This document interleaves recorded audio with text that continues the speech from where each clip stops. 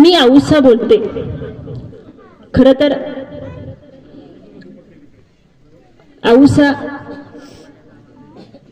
एक आत्मकथन आपल्या सर्वांसमोर सादर करत असताना गुरुवर्य चिंतनीजनक बाबांनी या औसा मातेवर एक सुंदर प्रकारचं काव्य केलेलं आहे. ते काव्य आपल्या समोर सादर करून मी माझ्या आत्मकथनाला सुरुवात करते. ते बोलतात त्या ठिकाणी, जागेपणी आम्हाला कवडी कधी मिळेना, तुझ स्वप्नीला भला तो परीस पाहिलाना. जागेपणी आम्हाला अजाणतेपणाने श्वानास ताडिले तू, जितेपणी किवेला मातीत गाडिले तू.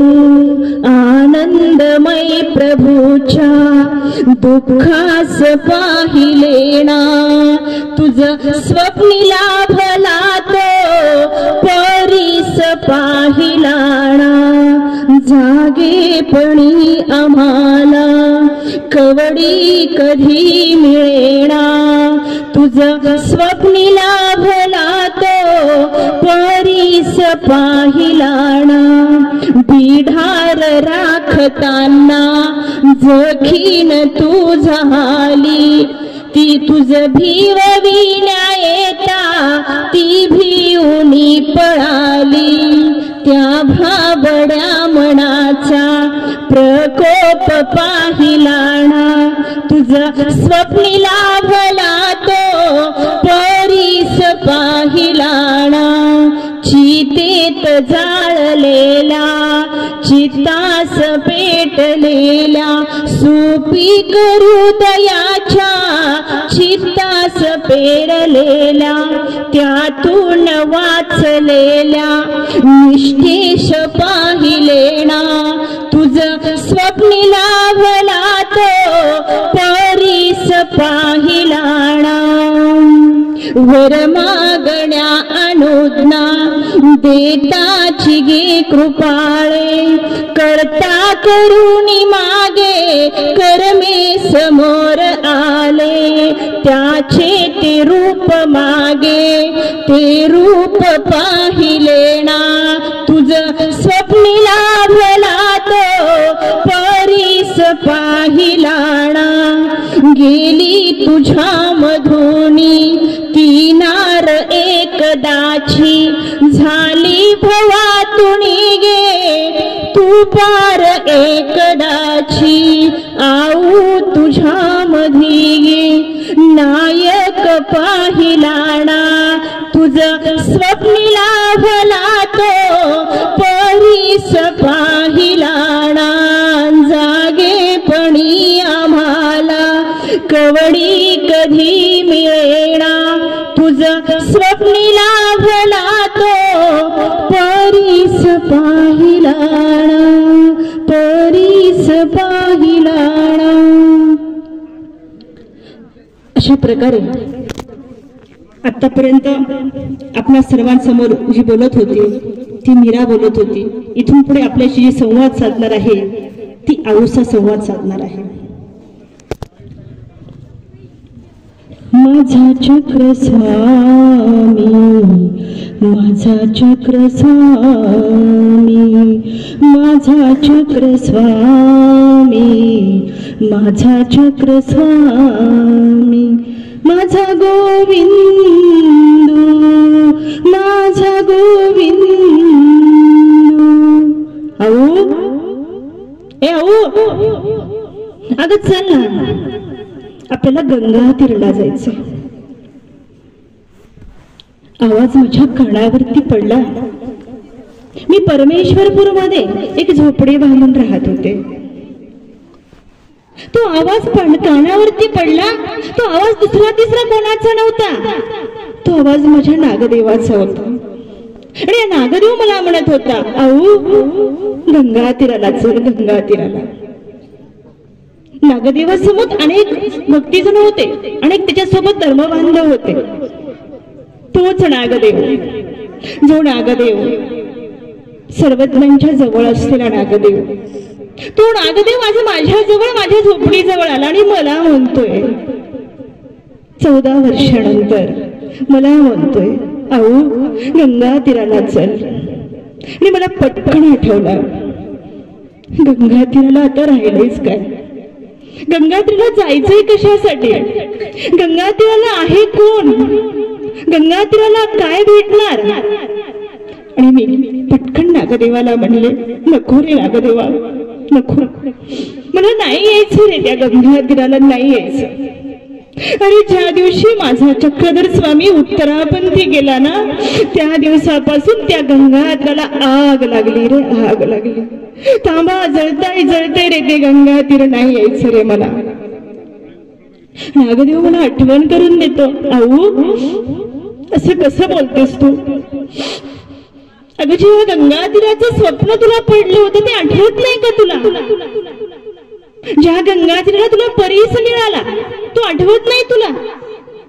हो आठवतंय ना, मला आठवतंय नागदेवा, मला आठवतंय.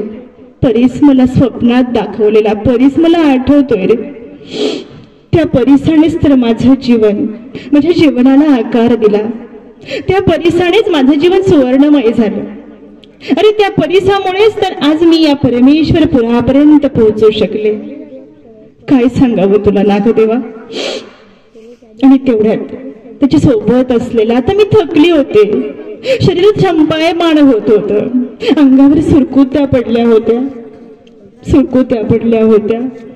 कशी तरी वस्त्र अंगावरती प्रावरण केली.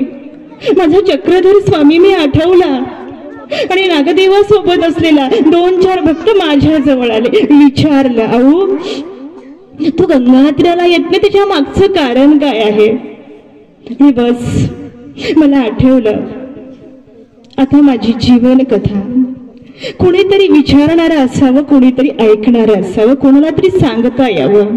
आपल्या मनाला होणारी व्यथा आणि आपल्या मनाला होणारं दुःख, मनाला बोचणारं शल्य कुणापाशी तरी प्रगट करावं, म्हणून ही होणारी व्यथा, ही कथा कोणाला तरी सांगावी. आणि नागदेवासोबत असलेले 2-4 साधक माझ्या जवळ बसले, माझे धर्म बांधव या भगिनीला विचारत होते. आणि मी सांगितलं, सुरुवात केली. त्या ठिकाणी धुळे जिल्ह्यात थाळनेर नावाचं गाव आहे. या थाळनेर गावाच्या जवळ पळसखेडा निंबा या गावाचं नाव आहे. या थाळनेर मध्ये माझा जन्म झाला. आणि बस या थाळनेरच्या जवळ असलेलं एक गाव, या गावामध्ये माझा जन्म झाला. आणि जन्म झाल्यानंतर ब्राह्मण कुळामध्ये जन्म झाला. जन्म झाला, लहानाची मोठी झाले, थोडीशी मोठी झाले. आणि माझ्या आई वडिलांनी गुण्या गोविंदाने थाळनेर गावामध्ये माझा विवाह लावून दिला. अतिशय सुंदर गुणवान असलेला मुलगा होता, अतिशय सुंदर गुणवान. आणि देव ब्राह्मण अग्नी आणि सर्व नातेवाईक परिवाराच्या साक्षीने त्या ठिकाणी शुभ मंगल सावधान लग्न सोहळा पार पडला. आणि थाळनेर नकळत असलेली मी त्या पळसखेड्याची, मी नकळत आता थाळनेरकरांची झाले होते. दीक्षितांची कन्या, उपासनीयांची सून, आता मला उपासनीयांच्या घरामध्ये देण्यात आलं होतं.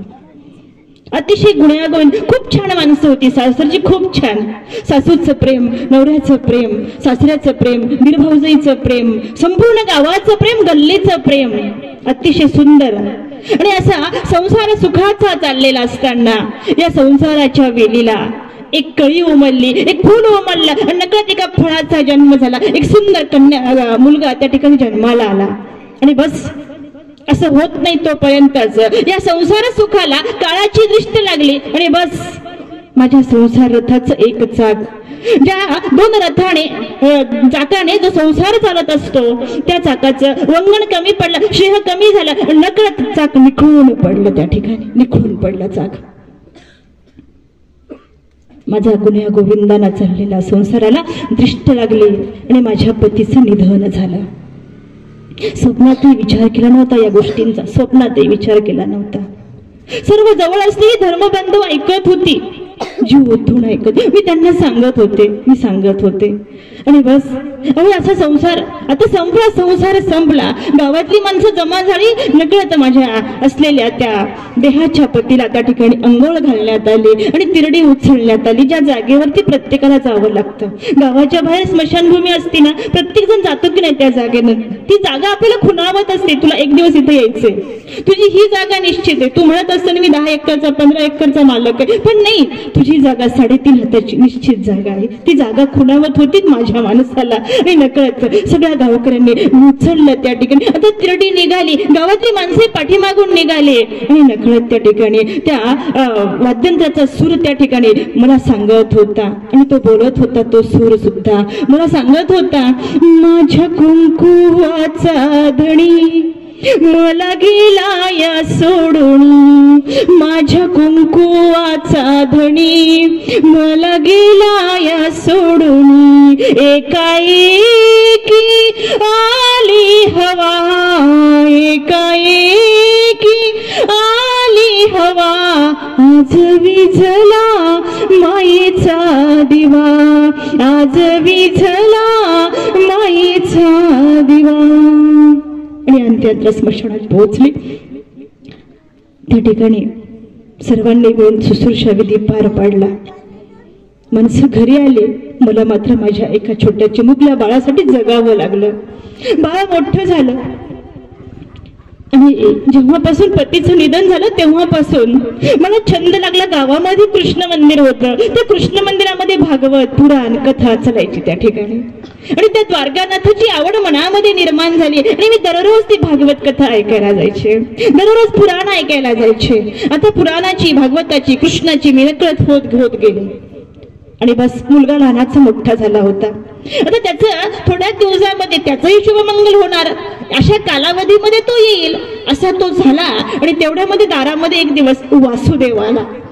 अबे तुम्हाला माहित असेल सगळ्यांना वासुदेव कसा असतो, तो असतो की नाही, तो फक्त कृष्णाची गाणी गातो. तो वासुदेव दारामध्ये आला आणि त्या वासुदेवाने एक सुंदर गाणं म्हटलं, खूप सुंदर गाणं म्हणलं, कृष्ण भगवंताचं गाणं म्हणलं. मला ते आवडलं, रुचलं पटलं. तो म्हणत होता, नाच नाच बा कसा गुणाचा तू सारंग पाणी, गुणाचा तू चक्र पाणी, तुझा नाच सांगला आमासी सांगती गवळणी. आवडला मला ते गाणं, फार आवडलं. मी पटकन घरामध्ये गेले, सूप घेतलं, सुपामध्ये गहू घेतले आणि बस आता त्या वासुदेवाला देणार.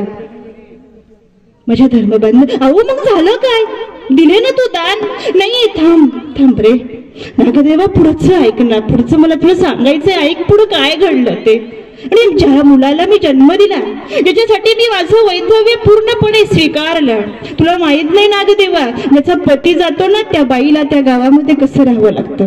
जोपर्यंत संसाराचा रथ असतो ना, एक चाक असतं ना, तोपर्यंत त्या बाईला किंमत असते. एकदा ते चाक निघून पडलं ना, त्या बाईला कुठेच किंमत नाही. सवासिनीत किंमत नाहीच नाही, परंतु गावामध्ये सुद्धा तिला कुठल्याच बाबतीत किंमत नसते रे नागदेवा.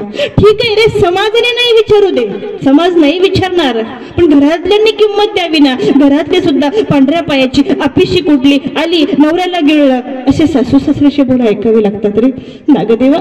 अशा दुःखामध्ये व्यथित असलेली मी, माझ्या मुलाने आवाज दिला, आई अगं थांब. मी पटकन थांबले. काय झालं राजा, काय झालं? आणि त्यावेळेस माझाच मुलगा मला सांगत होता, अगं आई, अशी जर दान करत राहिलीस तर आम्ही जगायचं कसं? तुला दान करण्याचा अधिकार दिला कोणी? हे गहू कुणाला विचारून दिलेस तू?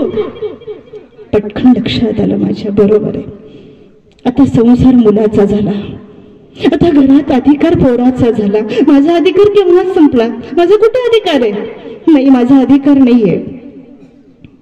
पटकन सूप खाली ठेवलं आणि क्षणात विचार केला, मी थोडी स्वाभिमानी आहे. तुम्ही मला काहीही म्हणा, आहे मी स्त्री पण थोडीशी स्वाभिमानी आहे. आणि मी विचार केला, ज्या घरामधल्या आपल्याला गहू देण्याचा, स्वतःच्या शेतामधला, स्वतः पिकवलेला, स्वतःच्या घरातली दान देण्याची वृत्ती जर आपली नसेल तर ते घराला आपलं म्हणायचं कसं? ते घर आपलं आहे. ज्या घरात आपण दान देऊ शकत नाही, त्या घरावर आपला अधिकार नाही, ते घर आपलं आहे का? नाही, आपलं घर ते. पटकन विचार केला, स्वाभिमान जागा झाला आणि एका क्षणामध्ये त्याच रात्रीत घराचा त्याग केला. निघाले मी तिथून, आता निघाले. ऐन तारुण्य, वैधव्य प्राप्त झालेलं, निघाले. निघायचं कुठे, जायचं कुठे? रस्त्याने मला एक जण संन्यासी जोगी भेटला, तो नाथपंथाचा होता, त्याचा मी उपदेश घेतला. आता त्या जोगी लोकांसोबत राहू लागले, भिक्षा मागू लागले. परंतु रूप हे भयम शोषिता, हे रूप माणसाला जगू देत नाही, रूप जगू देत नाही. तरुण अवस्था माणसाला बलात्काराच्या ठिकाणी नेऊन घालते. तरुण अवस्था सुंदरता माणसाला कुठेतरी एखाद्या कोपऱ्यात नेऊन ठेवते. सुंदर असणंही चांगलं नाही. वयामध्ये तरुण अवस्थेमध्ये बाहेर फिरणंही चांगलं नाहीये. स्त्रीच्या जीवनाला स्त्रीत्व आपलं स्वतःच सांभाळत असताना खूप धोके रे नागदेव, खूप धोके होते. आणि म्हणून एक दिवस वैतागले, कंटाळे, त्रासले आणि बस एका निंबा नावाचं गाव आहे पळसखेड्याच्या जवळ, तिथे विंध्यवासिनी नावाचं देवतेचं मंदिर आहे.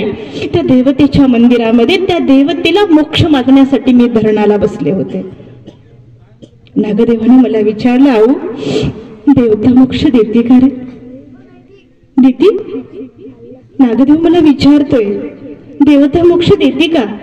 देवतेकडे मोक्ष आहे का? अरे नागदेवा, मला कुठे कळते रे ही गोष्ट? पण मी मात्र मोक्ष मागण्यासाठी बसले होते. मला जगायच्या इच्छा संपल्या होत्या. आता आशा अपेक्षा त्याच्या पलीकडे मी पोहोचलेली होती. मला कुठली आशा नव्हती, अपेक्षा नव्हती. मला फक्त आता परमेश्वराच्या मोक्ष पाहिजे होता. कम से कम या माणसातून मी मुक्त होईल असा मला आनंद पाहिजे होता. आणि बस उपासाला धरणाला बसले. धरलं त्या ठिकाणी धरणं. 2 दिवस गेले, 4 दिवस गेले आणि एक दिवस मला स्वप्न पडलं आणि स्वप्नामध्ये सांगितलं की तू इथे का बसलीस, माझ्या या परिसरात या आवारात का बसलीस? त्या देवतेला मी सांगितलं मला मोक्ष पाहिजे. त्यावेळेस ती देवता म्हटली, मोक्ष माझ्याकडेच नाही तर तुला देऊन कुठे? मोक्ष मलाच नाही मिळत तर मी मोक्ष तुला कुठे देऊ? मग मला तर मोक्ष पाहिजे. अहो तू गंगा तीराला जा, तुला मोक्ष मिळेल. अहो तू गंगा तीराला जा, तुला मोक्ष मिळेल. तुझ्या जीवनाला खऱ्या अर्थाने तू जो परीस लाभल्यानंतर जो मोक्ष मिळतो ना, तो परीस गंगा तीरालाही. अहो तू गंगा तीराला जा. पटकन जागी झाली. स्वप्न खरं आहे का विचार, पण गंगा तीराला परीस शोधायचंय. आता गंगा तीराला जाण्याची तयारी केली. नागदेव विचारत होता, अहो तू एकटीच गंगा तीराला निघालीस? नाही रे नागदेवा, एकटी नाही निघाले मी. माझ्यासोबत एक कुत्रा होता. एक कुत्रा आहे माझ्यासोबत. त्याला स्वामी माझे डांगरेश म्हणायचे. तो कुत्रा माझ्यासोबत होता.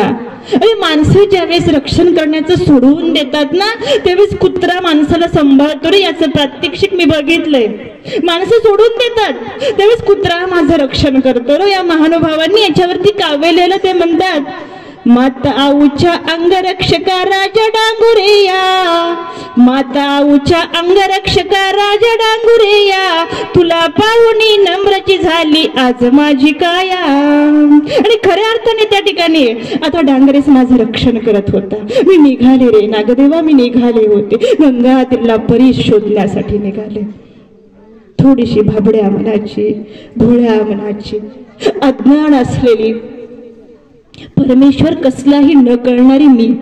मला माहित नाही देव म्हणजे काय असतो, माहित नाही, अजिबात माहित नाही मला. फक्त एकच ध्येय होतं, गंगा तीराला परीस भेटतो, तो परीस शोधण्यासाठी मी निघालेली होते. दरकोस दरमुक्काम करत करत सोबत एक कृष्ण होता माझ्या, एक जोगला देवी होती. बस हे 2 माझ्या सोबत होते. त्या पथरीमध्ये या 2 गोष्टी टाकल्या होत्या. गावात जायचं, भिक्षा मागायची आणि ती भिक्षा खाऊन घ्यायची. कधी कधी धान्य यायचं, ते विकायचं, त्याचं वस्त्र घ्यायचं, ते वस्त्र परिधान करायचं, अशी उपजीविका चालली होती. थळनेर पासून माझा प्रवास, आता खानदेशातून माझा प्रवास आता गंगा तीराला चाललेला होता. आणि निघाले होते, मी चालत होते. दरकोस दर मुक्काम करत करत काऊळगाव नावाचं गाव, तिथं पोहोचले रे नागदेवा. तिथं पोहोचले मी. धर्मबांधव ऐकत होते. मग पुढे काय झालं? तुला परीस भेटला का? अरे सांगते ना परीस कसा भेटला ते. काऊळगावला गेले. काऊळगावला त्या गोदावरीच्या पात्रामध्ये डांगरेशाला बसवलं सामान सांभाळण्यासाठी. आणि मी पात्रामध्ये गेले. एक पाय धुतला, दुसरा धुवायचा होता. समोरून एक ब्राह्मण आला आणि ब्राह्मणाने मला विचारलं, अरे आई तुम्ही चक्रधर स्वामींचे आहात का? आता तुम्हाला माहिती मी कशी बोलणं माझं प्रेमळ नाही. मला प्रेमळ बोलता येत नाही. तुम्ही ऐकणारी आज माणसं, माझी आत्मकथा ऐकणारी माणसं प्रेमळ मनाची आहेत, पण मी मात्र थोडी उघडीट स्वभावाची. त्यातल्या त्यात माझी भाषा अजून वेगळी भाषा. मी त्याला सांगितलं, हाय रे कोण रे चक्रधर स्वामी? ते म्हणे बाई थोडी रागीटच दिसते, तापटच दिसते, म्हणजे तुम्हाला माहित नाही चक्रधर स्वामी? तो म्हणे नाही. मग कुठे आहेत ते चक्रधर? हे नव्हे म्हणे जोगेश्वरीला चक्रधर स्वामी आहेत, आम्हाला वाटलं म्हणे तुम्ही चक्रधर स्वामीचेच आहात का? एक पाय धुवायचा होता माझा, चक्रधर स्वामींचं नाव कानावरती पडलं आणि बस. आई ती जोगेश्वरी कुठे आहे? आई ते दिसते ना पलीकडे, गोदावरीच्या काठाच्या पलीकडं, ती जी लांब लांब झाडं दिसतात, उंच उंच झाडं दिसतात ना, पुसटशी, बस ती जोगेश्वरी आहे. आणि त्या जोगेश्वरीच्या मंदिरात चक्रधर भगवंत बसलेले आहेत. तशीच निघाले. आता नदीच्या काठाकाठाने एखादा विचारला आणि बस जोगेश्वरीला पोहोचले. मंदिरात पोहोचले. बाहेर एक बाई उभी होती, तिचं नाव मला माहित नाही पण होती तिथे. नंतर मला नाव माहित झालं, ती उमाईसा होती. आणि मी गेल्यानंतर विचारलं. आता विचारलं कसं? प्रेमळ स्वभावात नाही विचारलं, तिथंही असंच विचारलं, हाय रे पुरुषाशी काही सावसरू असेल? तिथंही मी असंच विचारलं. आणि त्या बाईने मला सांगितलं की पुरुषाशी आरोगणा होत असे.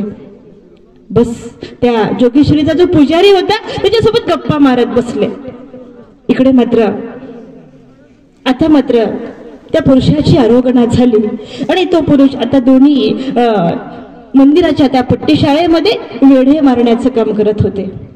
मी त्या खिडकीतून त्या भगवंताचं रूप बघत होते, त्या भगवंताला शोधत होते, बघत होते. आणि बस त्या भगवंताने मला होऊन विचारलं. आता त्या पुरुषाने मला विचारलं, नागदेवा बघ ना माझा देव किती चांगला आहे. त्याने मला होऊन विचारलं, जणू काही त्याला माझं सगळं पत्ता माहित आहे. मला विचारलं, नागदेवा सर्वात पहिलं मी देवाला नाही बोलली रे, देवच मला बोलला, देवच मला बोलला. देव मला म्हणतो, काही पाहिजे तसे अव्वा देवी, काय पाहतायत तुम्ही? काय सुंदर शब्द होता. त्या वाणीमध्ये परमप्रीती होती, त्या वाणीमध्ये अमृत होत. शब्द ऐकला. आतापर्यंत तिरस्कृत भावनेने बघणारी माणसं, आतापर्यंत तिरस्काराने बोलणारी माणसं बघितली होती. आतापर्यंत प्रेमाने कुणी मला आऊ म्हणून आवाजच दिला नव्हता. असा आवाज ऐकला, मन शांत शांत प्रसन्न झालं नागदेवा. आणि तितक्याच प्रसन्नतेने मी पण सांगितलं, पृथ्वी पर्यटन जिया पुरुषा लागे केले तया ते पाहिजत असे जे स्वामी जगन्नाथा. हे प्रभू, अखंड परिभ्रमण ज्या पुरुषासाठी केलं ना, त्या पुरुषाला, त्या देवाला मी आज पाहत आहे.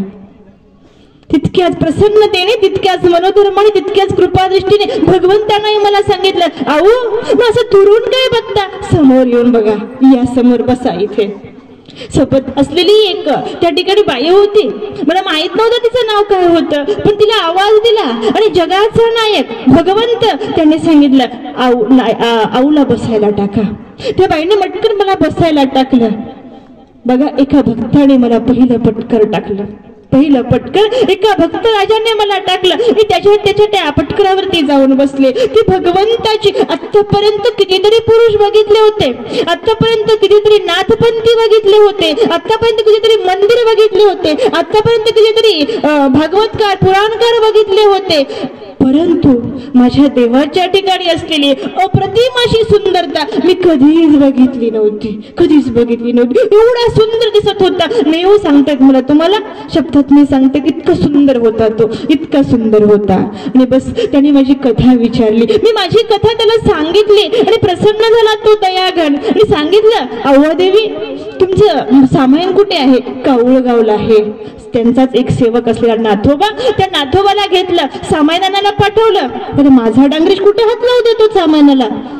फार पक्का होता तो, माझा अंगरक्षक होता, त्याने हातच लावू दिला नाही. परत भक्त वापस आला आणि स्वामी म्हणतात की, स्वामी जगन्नाथ म्हणतात, नाही नाही अव्वा देवी तुम्ही आता तुमचा एखादी ओळख पाठवा त्या नाथोबाजवळ. मी ओळख पाठवली. आता डांगरेशला सांगितलं, तुला आऊसाने बोलवलं. आऊसा शब्द कानावरती पडला आणि डांगरेश आता त्या नाथोबाच्या सोबत आला.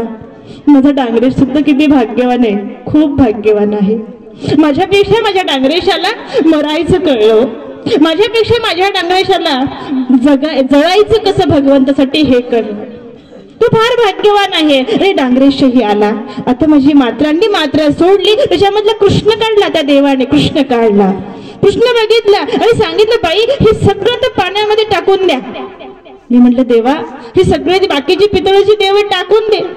परंतु माझा कृष्ण नको रे टाकू. भगवंताने त्या देवाने मला विचारलं, स्वामी जगन्नाथाने विचारलं, का बरं नाही टाकायचा तो कृष्ण? नाही, जेव्हा जेव्हा जीवनामध्ये वाट चुकल्या जाते ना, तेव्हा तेव्हा कृष्ण वाट दाखवत असतो. नको रे देवा, मला माझे नाही टाकायचे त्या ठिकाणी. त्यावेळेस तो स्वामी जगन्नाथ मला म्हणतो, आता साचोकार कृष्ण तुम्हासी वाट दाखवील. त्याच वेळेस मला कळालं की विंध्यवासिनीने दाखवलेलं खरं स्वप्न आणि या स्वप्नाचं भगवंताच्या श्रीमुखातून आलेलं वाक्य की कृष्ण म्हणजे माझ्या जीवनाला लाभलेला परीस आहे आणि माझ्या जीवनाला आता आकार भेटणार आहे. मी आनंदित झाले. परीस मला भेटला, गंगाधराला परीस भेटला. आणि सर्वज्ञांनी त्या बाईसा मातेला आवाज दिला. बाईसा माताला सांगितलं, जा 2-1 वस्त्र घेऊन या. माझी वस्त्र काढून टाकली. मी नातवंताचा दीक्षा घेतलेली होती ना, काढून टाकली ती आणि बस सुंदर प्रकारची वस्त्र तर मला परिधान केले. आणि सर्वज्ञांच्या सान्निधानामध्ये पहिली दीक्षा माझी त्या ठिकाणी संपन्न झाली आणि मी महात्मीन झाले. त्या ठिकाणी मी आनंदित झाले. आता स्वामींच्या सन्निधानामध्ये राहू लागले. पण तुम्हाला खरं सांगू का नागदेवा, तुला तर माहिती मी कशी होते. तुझं माझं किती वेळा भांडण झालं, खूप वेळा भांडण झालं आहे ना नागदेवा. तू मला किती वेळा खाकलून लावलंस. आणि नागदेव तितक्याच मोठ्या मनाने ऐकत होता, अहो तू माझी धर्मभगिनी आहेस ग, धर्मभगिनी आहेस. बस सोबत असलेले जे धर्मबांध होते यांना माहित नव्हतं ते मला विचारत होते, कशावरून झालं नागदेवाचं तुझं भांडण. आता मात्र मला हे सांगण्याचा मोह आवरला नाही आणि मी तितक्याच विचारल्यानंतर मी त्या 2 असलेल्या धर्मबांधवांना सांगत होते. एक दिवस काय झालं, सर्वज्ञांचा पूजा अवसर चालू होता. बाईसा मातेने मला सांगितलं, अहो जा बरं विस्तू आहे का बघून चुलीमध्ये. आणि मी उठले, बघितलं चुलीमध्ये विस्तूच नव्हता आणि पाठीमागे येऊन बसून राहिले. बस स्वामींचा पूजावसर निरोपण संपलं आणि संपल्यानंतर आता स्वामींना पूजावसरासाठी धूप दाखवायचा. बाईसा मातेने विचारलं, अहो अगं धूप विस्तू आहे का नाही. त्यावेळेस मी सांगितलं, नाही विस्तू बिस्तू काहीच. कसला विस्तू बिस्तू म्हणे, अगाऊ तुम्हाला सांगायला पाहिजे होतं की विस्तू नाहीये म्हणून, मी काहीतरी केलं असतं ना. मग जर समजा मी तुम्हाला सांगितलं असतं विस्तू नाहीये चुलीमध्ये, तर काय तुम्ही विस्तू आणायला गेले असते का स्वामी जगन्नाथ आणायला गेले असते. बघा मी कशी इतकी विचित्र मनाची आहे. मला समजत नव्हतं बाईसा सोबत कसं बोलावं, मला समजत नव्हतं स्वामी जगन्नाथासोबत कसं बोलावं. आणि बाईसा तमली त्या ठिकाणी. बाईसा माता तमल्या त्या माझ्यावरती. म्हणल्या, अव्वा देवी, अगं तू माझं नाव घेतलंस ठीक आहे, पण माझ्या चक्रधर स्वामींचं माझ्या देवाचं नाव का घेतलंस. काही गोसावी आणते असं का म्हटलीस तू. रागवली ती बाईसा माता. मला कोणी रागवलेलं सहन होत नव्हतं. तुम्हाला मी मगच सांगितलं की माझा मुलगा एक शब्द बोलला तर मी घराचा त्याग केला. आता इथे मार्गात आल्यानंतर इथे सन्निधानामध्ये या बाईची कटकट माझ्या पाठीमागे लागली. ही नेहमीच कटकट कटकट करायची. परत राग आला, पलीकडच्या मंदिरामध्ये जाऊन बसले. इकडे पूजा अवसर झाला, सकाळचा पूजा अवसर झाला. मी मात्र रागातच. मी रागातच. समजत नव्हतं मला राग कोणावरती करावं, समजत नव्हतं. मात्र तो दयाघन असलेला, तो कृपाघन असलेला तो परमेश्वर सकाळी सकाळी माझ्याकडे आला आणि मला म्हणतो, अव्वा देवी, तुम्ही सकाळच्या पूजा उचलला नाही, आत्ताच्या पूजा उचलला नाही. बरं ते जाऊ द्या, आम्ही जवळ आलो, दंडवत करायचं का नाही. मी मात्र रागातच. मी त्या देवालाच म्हणले त्यावेळेस, कोणी कोणाला दंडवत करायचा. कौनी कौनाते नमावे स्वामी जगन्नाथा, दंडवत कोणी कोणाला करायचा. मात्र तो तितक्यात प्रसन्न मनाने, चेहऱ्यावरचा कुठलाही श्रीमूर्तीवरच्या छटा मात्र बदलल्याच नाही, तितक्याच प्रसन्नतेने स्वामी जगन्नाथ मला दोन्ही श्रीचरण माझ्या समोर करतात. परत मला म्हणतात, अव्वा देवी नमस्कार न करा. नाही करणार मला नमस्कार. आणि मी रागातच त्या ठिकाणी सांगितलं, नाही या रिपरेपीमध्ये मला राहायचं नाही, या कटकटीमध्ये मला राहायचं नाही, या भांडणामध्ये मला राहायचं नाही. ही बाई सारखी तमतम करत राहते, ही बाई सारखी मला बोलत राहते.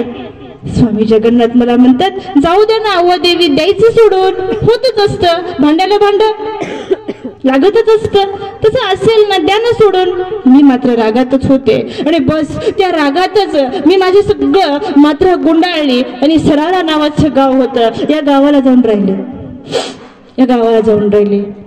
चक्रधर स्वामींच्या सन्निधानामध्ये काय सांगावं तुम्हाला धर्म बांधवांनो, सगळा परिवार त्या ठिकाणी माझ्या झोपडीच्या जवळ बसून सगळेजण ऐकत होते आणि मी मात्र सराळा गावाला स्वामी असताना सुद्धा आज मला वाईट वाटतं या गोष्टीचं की स्वामींच्या सन्निधानातला एक क्षण ना क्षण, एक दिवस ना दिवस, एक महिना ना महिना, एक वर्ष ना वर्ष अत्यंत महत्वाचं होतं, त्याचं दुःख आज मला होतंय. आज मला वाईट वाटतं या गोष्टीचं. त्या क्षणाला किंमत आहे, त्या सेकंदाला किंमत, त्या मिनिटाला किंमत, त्या तासाला किंमत आहे. त्या पूजावस्त्राने किती योग्यता होत होती हे आज मला कळतंय रे नागदेवा, तेव्हा कळालंच नाही. मला वाईट वाटतं मला आज तुला सांगताना सुद्धा.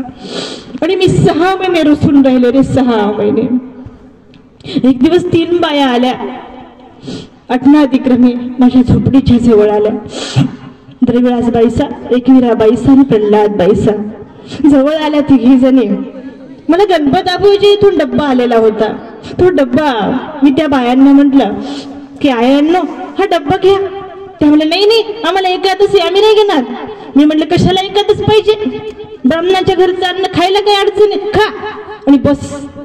त्या मात्र बाया किती हुशार होत्या, त्या खऱ्या भक्त होत्या रे. त्यांना देवाचा भक्त होता आलं नागदेवा. आणि बस ते म्हणे आऊ आमच्या गोसावी यांचे. आणि पटकन डबा उघडला, अन्न त्यांनी स्वीकार केला आणि हात धुतला आणि जागेवर उठताना श्री चक्रधर नामाचा ध्वनी माझ्या कानावरती पडला आणि मला पटकन कळालं हे माझ्या चक्रधर स्वामींचे आहेत. बस माझा चक्रस्वामी, माझा चक्रस्वामी, माझा चक्रस्वामी. आता रात्रभर निद्राच नाही आले रे नागदेवा, रात्रभर झोप नाही आली रे, रात्रभर झोप आली नाही. धर्मबंधाने मग आऊ केलं काय, तुम्ही केलं काय, बाकीच्यांनी विचारलं तू केलं काय आऊ. मग त्या ठिकाणी बस सकाळीच उठले आणि आता मात्र डोंबेग्रामचा रस्ता धरला, डोंबेग्रामचा रस्ता धरला. निघाले, मी रस्त्याने चाललेले होते. मनात विचार करत होते माझा स्वामी जगन्नाथ भेटेल का मला, तो दर्शन देईल का मला, तो माफ करेल का.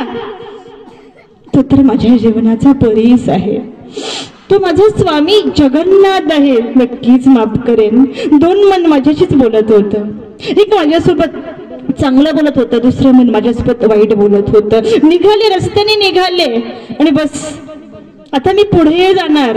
तिकडून मात्र सर्वज्ञांचा मेळावा मी बघितला, भक्तजन बघितले आणि बस आता मात्र स्वामींना तोंड दाखवा वाटत नव्हतं. मला लाज वाटू लागली त्या ठिकाणी. कसं दाखवायचं तोंड, 6 महिने रुसून राहिले, आता देवाला तोंड दाखवायचं कसं. मात्र तो फारच दयाळू आहे, फार दयाळू आहे. माझ्या सर्वज्ञाची चक्रधर स्वामी सारखं दयाळू नाही हो, कोणीच नाहीये. तो 4 पावलं समोर आला. मला नंतर भक्तांनी सांगितलं, ती म्हणत होती की आम्ही देवाला विचारलं आज जायचे कुठे विहरणाला, तेव्हा तो प्रसन्न असलेला परमेश्वर अधिक प्रसन्न होऊन म्हणतो आज नायकाशी सामोरे जाईजे. आज आम्ही आमच्या आऊसाला आणायला जाणार आहोत. आणि बस आता 4 पावलं समोर आला, एक भक्ताला पाठवलं, मला बोलवलं आणि दोन्ही हात पसरून मला जवळ घेतलं. आईने लेकराला कुशीत घ्यावं आणि लेकराने आपल्या व्यथा, आपले होणारी वेदना, हे दुःख आपल्या आईला सांगावं. तसाच आनंद त्या ठिकाणी सर्वज्ञांनी मला जवळ घेतलं, पाठीवरती हात टाकला आणि मी धन्य धन्य कुत्त कुत्त झाले. डोळ्यातून अश्रूंच्या धारा वाहत होत्या. प्रभू तुमचा आऊ, तुमच्या नायकाला आता कधीच कुठे पाठवू नका, कधीच कुठे पाठवू नका. तितक्याच उतावीळपणे, तितक्याच प्रसन्नतेने दया घेऊन त्या ठिकाणी मला म्हणला अव्वा देवी आम्ही तुम्हाला पाठवलं का, तुम्हीच रुसून गेल्या आणि तुम्हीच आल्यात. अव्वा देवी आम्ही सुद्धा तुम्हाला भेटण्यासाठी उतावीळ झालेलो आहोत. भगवंत भक्ताला भेटण्यासाठी उतावीळ होतो, ह्याचं प्रात्यक्षिक रूप मी अनुभवलं रे नागदेवा, मी अनुभवलं नागदेवा. सगळे धर्मबांधव ऐकत होते. अशा पद्धतीने नागदेवा आणि सोबत असलेल्या भक्तांना मी सांगत होते सर्वज्ञांच्या या लीळा चरित्रामध्ये, सर्वज्ञांच्या या सहवासामध्ये 66 लीळेमध्ये मी सर्वज्ञांच्या संबंधित माझ्या लीळा तुम्हाला दिसतील. 66 लीळेमध्ये संबंध आला. 51 वचनं सर्वज्ञांनी मला निरूपण केली, 7 दृष्टांत सर्वज्ञांनी मला निरूपण केली. सर्वज्ञांचे आगाधत्व सर्वज्ञांनी दृष्टांतातून पाहिलं, खडे घुबड्याच्या दृष्टांतून मला निरूपण केलं, फुटाणेकराच्या दृष्टांतातून सर्वज्ञांना त्यांना जीवाला कसं घडवावं लागतं मला सांगितलं. समजत नव्हतं पण सांगत होता तो देव, सांगत होता. अशी मी घडत घडत चाललेली होती. एक दिवस असाच प्रसंग आला. मी 3 वेळा रुसले हो. काय बघा ना, खूप आगाऊ तशी मी, खूप आगाऊ आणि खूप तापडले. भोळ्या मनाची, तापट स्वभावाची. आणि पण मात्र माझी त्या दयागणाला फार कीव येत होती. मला निर्विकल्प भावना, माझ्यामध्ये विकल्प भावना नव्हती. आणि मी निर्विकल्प असल्यामुळं सर्वज्ञांना खूप आवडायची. आणि मग सर्वज्ञ माझ्यावरती निरागस प्रेम करायचे, निरागस. हाय तरी कोण होय जगामध्ये माझं, हाय तरी कोण. आता मला कोणाची अपेक्षा नव्हती. सर्वस्व माझं फक्त स्वामी जगन्नाथ होते, सर्वस्व स्वामी जगन्नाथ होते. म्हणून उठता बसता स्वामी जगन्नाथ होते. आणि त्याच देवावरती मी 3दा रुसून गेलेले होते. एकदा असंच घडलं, एका शिंप्याला मी जेवायला दिलं आणि नागदेव गेला सर्वज्ञांना सांगायला. तो असंच माझ्यासोबत नेहमी कटकट करायचा. या बाईसासारखा तो पण नागदेव होता. त्याला नेहमी माझ्या घरानं देवाला सांगितल्याशिवाय राहतच नव्हता तो. मी मात्र पाठीमागून चोरून ऐकायला गेले, हा देवाला सांगतो काय स्वामी जगन्नाथांना. आणि तो सांगत होता ही आऊ अशीच आहे, नको त्याला दान देत राहते. आता शिंप्याला मी अंगी शिवल्याबद्दल पैसे देऊन आलो. आता त्याला जेवण द्यायची काही गरज आहे का? कोणाच्या तरी घरचा उपर आला, बाईचं माता तिथे नाहीये आणि ही त्याला भरून भरून जेवायला वाढतीये. मी पटकन मागून ऐकायला गेले, पटकन ऐकलं आणि माझा राग अनावर्ती झाला. आणि मी देव त्या ठिकाणी त्या नागदेवाला म्हणलं, बाकीचे धर्मबांधव किती ऐकत होते, तू नागदेवाला भांडलीस? हो, मी नागदेवाला भांडले. काय भांडली? मी सांगितलं नागदेवाला, सडी पड रे नागदेवा, सडी पड, चक्री पड रे नागदेवा, चक्री पड. बस इथे मला कोणाची चाट नाहीये, मला फक्त माझ्या श्री चक्रधर स्वामीची आवड आहे. कोणाची पाड नाही मला इथे, देवाची चाड आहे, कोणाचा पाड नाही. तो असाच चढ, तो असाच चक्री पड नागदेवा. 2-4 शिव्या दिल्या आणि निघाले त्या ठिकाणी. परत स्वामीने त्या ठिकाणी नागदेवाला सांगितलं, आऊसाला हाकलून द्या, इथे हाकलून द्या. देवाची आज्ञा होती. नागदेव पटकन आला, आनंदित झाला नागदेव. त्याला खूप आनंद व्हायचा मला मठातून काढताना, खूप आनंद व्हायचा त्याला. जो जवळ आला आणि मला म्हणतो, चल निघ आता राजमठाच्या बाहेर निघ. आणि मला धरलं त्याने, माझी परुटली घेतली, माझी पथरी घेतली, मला हाकलून देऊ लागला तो नागदेव. मी म्हटलं, नको रे नागदेवा, नको रे हाकलून देऊ, जाऊ रे कुठे. मी आता कुठे जागा आहे मला जाण्यासाठी, कुठेच जागा नाही रे नागदेवा. मात्र तो आनंदात होता. तो मला म्हणजे, तुला देवाने सांगितलं ना, निघ येतो, निघ. परत हात जोडले, नागदेवा तुला माझी परुडली ना, त्या परुडलीचा थोडासा वस्त्राचा तुकडा तुला पण दे, थोडासा तुकडा तुला दे, नको ना मला घालू. तो नागदेव म्हणला, नाही नाही मला नाही लागत वस्त्र विस्त्र, पण तुझा येत होत. परत मी म्हणलं, नागदेवा तुला माझी वाटी देईन ना, नको ना काढून देऊ मला, वाटी घे माझी, राहू दे तुलाच वाटी, राहू दे पण मला देवाजवळ राहू दे. तू मला वाटी नको मला तुझी, पण तू नाही घेतो. आता काय देऊ मी, माझ्याकडे आहे तरी काय हो. वाटी देते म्हणलं तरी ठेवून घेत नव्हता, वस्त्राचा तुकडा देते म्हणलं तरी ठेवून देत नव्हता. शेवटी मी जवळ गेले, नागदेवा तुझी मी बहीण आहे रे, बहीण आहे तुझी नागदेवा. आहे मी थोडीशी वेडसर आहे, थोडी भोळ्या मनाची आहे, थोडी भाबड्या मनाची आहे. तुझ्या बहिणीला या भावापासून दूर करतो का रे?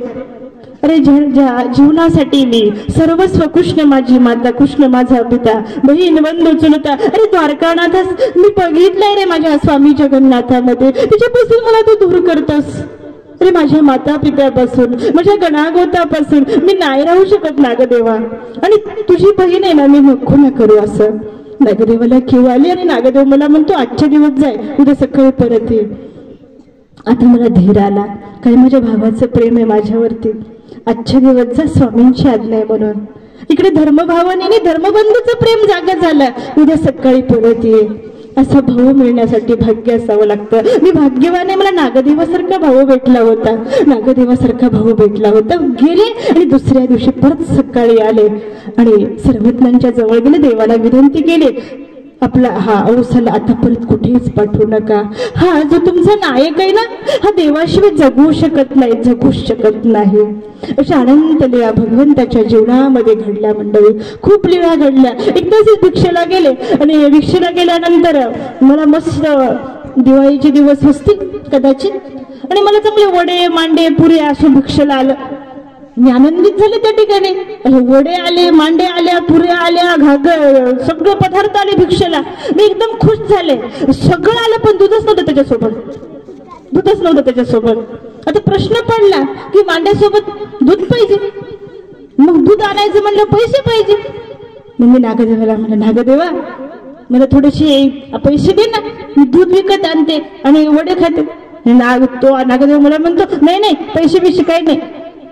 मग मी स्वामींकडे गेले, माझ्या जगन्नाथाकडे गेले आणि देवाला म्हटलं, जे जे स्वामी जगन्नाथा मला पैसे द्या ना. आणि त्यावेळेस नागदेव, मला माहित होतं मी देवाला पैसे मागितले की हा तिथे येणारच आणि हा काहीतरी म्हणणारच. मला माहित होतं, ठरलेलंच होतं, हे आला असतो तिथे. म्हणे, आहो तू समजते का कोणाला पैसे मागते? देवाला पैसे मागते तू, स्वामी जगन्नाथांना पैसे मागते, ते पण दुधासाठी पैसे मागते. तुला कळतं का कोणाला पैसे मागावं? तू त्या दुधावर मांड्यासोबत दूध खायच्या ऐवजी तिकडे जाय, धूळ लई मोठी पडलेली, ती धूळ खाय म्हणे जाऊ. मी म्हंटल नागदेवाला, मला माहित होतं तू मध्ये बोलणार, गप्पस. तुला वाटत असेल ना असं की आऊसालाच पैसे मिळतील, आऊसालाच दूध, तुला पण थोडस दूध देईन, तुला पण थोडस मांड देईन, असं मी म्हंटल त्याला. तेवढे मला नाही लागत, पण तू गप्पस ना, मला भेटू दे ना दूध. स्वामी जगन्नाथाच्या प्रसादाने मी मांडे खाल्ले, तुझं काही नडलं का? आणि बस दयाघन प्रसन्न झाला, आनंदित झाला. मला आवाज दिला नागदेवाला, नागदेवा द्या, आऊला पैसे द्या. आणि बस देवाने मला पैसे दिले. आणि मी किती हट्ट कुणाकडे करायचं, कुणाकडे हट्ट करावा? तुम्ही करत असताना तुम्हाला कोणीतरी आहे, आई आहे, बाप आहे, बहीण आहे, भाऊ आहे, कोणाला कोणीतरी आहे म्हणून तुम्ही हट्ट करणार, तुम्ही त्यांना मागणार. मी कोणाला मागू? मला कोण आहे मागायला? मला कोणी देणार आहे का की आता लागन धर तुला 4 पैसे म्हणून? नाही. पण माझं या जगामध्ये जे तुम्हाला नाही मिळालं ते मला मिळालं, म्हणून मी हट्ट सुद्धा त्याच्याकडेच करणार ना, माझ्या देवाकडेच करणार ना. आणि बस मी नागदेवाला सांगितलं, अरे हट्ट कोणा? मी स्वामी जगन्नाथाचं लेकरू आहे रे, या लेकराने हट्ट आईकडेच करायचा असतो. बस मला पैसे भेटले, गावामध्ये गेले, दूध आणलं, गरम केलं आणि स्वामी जगन्नाथाच्या प्रसादाने त्या ठिकाणी त्या मांड्यामध्ये दूध टाकलं आणि आनंदाने दुधाचा काला त्या ठिकाणी खाऊ लागले. जसा जसं मी वडे, मांडे, पुऱ्यासोबत त्या ह्याच्यासोबत खात होते, तसं तसं मला स्वामी जगन्नाथ आठवत होता. जगन्नाथ सुद्धा प्रसन्न झाला आणि देव मला म्हणतो, हो भोजन करताना सुद्धा तुम्हाला आम्ही आठवतो का? हो, भोजन करताना सुद्धा तुम्ही मला आठवतात. अतिशय प्रसन्न झाले भगवंत त्या ठिकाणी. अशी मी देवाला पैसे मागणारी इतकी वेड्या मनाची होते, इतक्या वेड्या मनाची होते. एक दिवस असं झालं बघा की माझी बिढार राखायची पाळी होती आणि बिढार राखताना एक कुत्र आलं आणि माझं कुत्र माझं रक्षण करत होतं. एवढं तरी मला कळायला पाहिजे होतं, एवढी तरी अक्कल मला पाहिजे होती ना. ती अक्कल नव्हती मला. ते कुत्र आलं, दगड घेतला, पटकन उचलत दंडिश मारला त्या कुत्र्याला. कुत्रा असं कॉक करत निघून गेलं कुत्र त्या ठिकाणी. घरामध्ये आले, बघितलं गुंफेमध्ये येऊन स्वामी जगन्नाथाने श्रीमुख धरलेला. अरे झालं काय? कुत्र्याला बाहेर आणलं आणि स्वामी जगन्नाथाने श्रीमुकुट धरला. मी जवळ गेले आणि देवाला विचारलं, स्वामी जगन्नाथ कुत्र्याला दगड हाणला आणि तुमच्या श्रीमुकुट दुखवला का? त्यावेळेस भगवंताने मान हलवले आणि सांगितलं, हो आमचं मान दुखली इथे, तिकडे दगड लागला ना, इकडे आमचा सुद्धा श्रीमुकुट दुखवला. कस काय? असं कस काय भगवंत? आपण काही व्यापक आहेत का? हो आम्ही व्यापक आहोत. आपण स्वामी जगन्नाथ, हो आम्ही सर्वज्ञ आहोत. आता लक्षात आलं त्या ठिकाणी देवाच्या जवळ गेले. देवा त्यावेळेस भगवंताने मला सांगितलं, बाई आपलं आपण सांभाळायचं. याची काही एखादी आई बहीण आहे का ती तिला वाढवून ठेवेन आणि म्हणेन धर खा पी असं म्हणेल का? नाही बाई, आपलं आपण सांभाळायचं. आणि जगाचा दान देणारा, जगाला दान देणारा, 4 दान देणारा तो भगवंत आज भक्तांना सांगत होता की तुम्ही चतुर्विध भूतग्रामाला सुद्धा अभयाचं दान द्या. असा सर्वज्ञानी संदेश मला त्या ठिकाणी दिला की तुम्ही भूतग्रामाला सुद्धा काय द्या? अभय द्या. अभयदान माणसाकडून मागणारा माझा स्वामी जगन्नाथ त्या ठिकाणी दिसला. अशी अनंत लीला भगवंताच्या तुला स्वाभिमान खूप हो, माझा स्वाभिमान खूप. एक दिवस दायंबाला स्वामी आमच्या म्हणला, माझा जगन्नाथ म्हटला की आऊ बोलवलं दायंबांना. मी समोर बसलेले होते. दायंबा जवळ गेला आणि दायंबाला विचारलं, म्हणले गंगा कुठून आली? दायंबा हुशार होते. दायंबा म्हणले महेशाच्या मुकुटातून आली. भगवंत त्या ठिकाणी म्हणले मग पाणी तेच. म्हणे देवा ते पाणी वाहून गेलं, आता पाणी कशाचं राहिले? ती गंगा केव्हा आली? महेशाच्या मुकुटातून. त्यावेळेस स्वामी जगन्नाथ त्या दायंबांना सांगतात की जर पाणी ते नाही तर आज सुद्धा गोदावरीच्या पात्रामध्ये आंघोळ केल्यानंतर हडागडले या पापा पुरुषरण होतं. म्हणून समाज सर्व समजतो की बस गोदावरीच्या पात्रात आंघोळ केली की पाप धुवून जातात, म्हणतात की नाही सगळे. दायंबा म्हटले हो. मग तेवढ्या पुरती सुद्धा आऊ नाही का? इतकुशी सुद्धा आऊ नाही? जिचा तुम्ही तिरस्कार करता, जिला तुम्ही विकल्पी आहे म्हणतात, एवढी अपुरती आऊ नाही? जिने घरादाराचा प्रपंचाचा त्याग केला आणि आमच्या सन्निधानामध्ये येऊन सर्वस्व त्याग करून आमच्या सन्निधानामध्ये राहिली, ती आऊ पवित्र नाही? आणि दायंबांना त्या ठिकाणी कळालं की हो आऊ पवित्र आहे. आऊने त्याग केला. जो त्याग करतो ना तो देवाला आवडतो. जो सर्वस्व सोडतो, संसारावरती पाणी फिरतो आणि देवाच्या जवळ येतो ना तो भगवंताचा प्रिय होऊन जातो. आता लक्षात आलं. आणि त्या दिवसापासून दायंबाची माझ्यावरती बुद्धी आली. तरी सुद्धा मला समजत नव्हतं. मी तुम्हाला सांगितलं ना भोळ्याच मनाची भावड्या मनाची. एक दिवस असाच प्रसंग आला. मी सगळे भक्तजन व्यापार करत होते आणि व्यापार करता करता मला एक जणांनी बोलवलं. म्हणे ये तू पण कर, विटा माती वाहण्याचं काम कर. आता तसं मनानेच मी करायला पाहिजे ना, परमार्गाचं काम करायला पाहिजे ना. स्वामींच्या सन्निधानात आहे ना, मी करायला पाहिजे काम माझ्याच मनाने. पण मला कुठे कळतं त्या ठिकाणी. एक जणांनी मला आवाज दिला. म्हणे आहो ये चल हे विटा माती व्हा. मी म्हटलं मी नाही वाहणार, मी येणार नाही आणि मी काम करणार पण नाही. म्हणजे का बरं नाही करणार? मला नाही करणार, मला नाही काम करायचं. बस स्वामी जगन्नाथ ऐकत होते. मी स्वामी जगन्नाथाच्या जवळ जाऊन बसले आणि स्वामी जगन्नाथ उलट मी नागदेवाला म्हणले त्या ठिकाणी, अरे तुला समजते का काय? म्हणे काय? अरे तू घरी तुझी बायको सोडून आला आणि इथे काम धंदा करतो, इटा माती वाहतो. देव ब्राह्मण अग्नी साक्षी ठेवून जिच्यासोबत लग्न झालं तिला दुःखी केलं आणि इथं विटा काय मिळणार आहे तुला इथं? त्यावेळेस नागदेवाने मला शिवी दिली. भोरे राखायच्या कामाची म्हणले तू, दुसरी काही अक्कल नाहीये तुला. तुला 4-5 गुरं घेऊन द्यायला पाहिजे, त्याच्या पाठीमागे तुला पाठवायला पाहिजे, एवढंच कामाची येतो. आणि त्यावेळेस स्वामी जगन्नाथाच्या जवळ गेले मी आणि स्वामी जगन्नाथाने मला समजावून सांगितलं, बाई तुम्ही आता नागदेवाला काय म्हणल्या की तुम्ही देव ब्राह्मण अंगी साक्षी ठेवून जिच्यासोबत लग्न लावलं तिच्यामुळे तुम्ही नरकाला जाणार. बाई जेव्हा एखाद्या काळाचा हकारा येईल आणि काळ तुम्हाला बोलवेल त्यावेळेस जिच्यासोबत तुम्ही लग्न लावलं ती तुम्हाला वाचवणार आहे का? ती म्हणणार आहे का यमाला? ती म्हणणार आहे का काळाला की थांबा नेऊ नका यांना? म्हणू शकते का? जर तुम्ही तिथे म्हणू शकत नाही, तिथे वाचवू शकत नाहीये तर येथीचं सन्निधान वाचेल का नाही? आता माझ्या लक्षात आलं. हो मी देवाच्या जवळ गेले. म्हणजे मग स्वामी जगन्नाथाचं सन्निधान राखेल, स्वामी जगन्नाथाचं दास्य राखेल. हो आमचं सन्निधान आणि आमचं दास्यच तुमचं रक्षण करू शकतं. आता लक्षात आलं माझ्या की स्वामी जगन्नाथाचं दास्य आणि स्वामी जगन्नाथाचं सन्निधान आपल्याला काळापासून सुद्धा वाचवू शकतं. आता तेव्हापासून मी लक्षात आलं, देवाच्या जवळ गेले. देवाला आनंदाने त्या ठिकाणी सांगितलं, प्रभू आजपासून मी दास्य करणार. आता माझी चूक लक्षात आली होती. अशी मी वेड्या मनाची, अशी मी भाबड्या मनाची, अशी मी थोडीशी भोळसर असलेली मी स्वामी जगन्नाथाची नायक होते. आणि म्हणून एक दिवस वात बुजत चाललेली होती आणि बुजलेली वात स्वामी जगन्नाथाने मला सांगितलं, अहो पुढे वात पुढे सरकव. आणि मी वात पुढे सरकवायला गेले. पोळलं, असं पोळलं, जोरात पोळलं माझ्या पोटाला. पटकन बोट धरलं आणि सांगितलं, बापुडे नाही खूप पोळलं ना देवा, समजतं का? मला असं काम सांगितलं तुम्ही. माझ्या पोटाला चटका बसला. आणि स्वामी जगन्नाथ हसायला लागले त्या ठिकाणी, प्रसन्नतेने हसले. आणि स्वामी जगन्नाथ म्हणतात की पोरी आवेशी स्त्री ऐसी बुद्धी नाही, की बाईची जात आहोत आपण, कितीही चटके बसले तरी ते सांगायचे असतात का मोठ्या मोठ्याने, मला चटका बसला, मला चटका बसला म्हणून, एवढं सुद्धा कळत नाही. अशी भोळ्या मनाची, परंतु इथं वेडस वेडस बोलणं प्रेमाला सुद्धा खऱ्या अर्थाने बराबरी करणार आहे. अशी अनेक वचन, अनेक दृष्टांत सर्वज्ञांनी मला निमित्त करून त्या ठिकाणी सांगितलेली आहे. असा माझा स्वामी जगन्नाथाच्या सन्निधानामध्ये घडत मडत चाललेली, योग्य होत चाललेली होते. आणि असंच एक दिवस सर्वज्ञ चक्रधर स्वामी प्रसन्न होते आणि प्रसन्न असलेला भगवंत मला म्हणतात, आऊ काहीतरी मागा इथे. धर्मबंधू जवळ बसले होते. मग त्यांनी मला विचारलं, आऊ देवाने तुला मागायला सांगितलं? आता देवाला मागणारी माणसं आपण बघतो, देवाला मागणारी माणसं आपण बघतो, पण देवच सांगतो मागा म्हणून.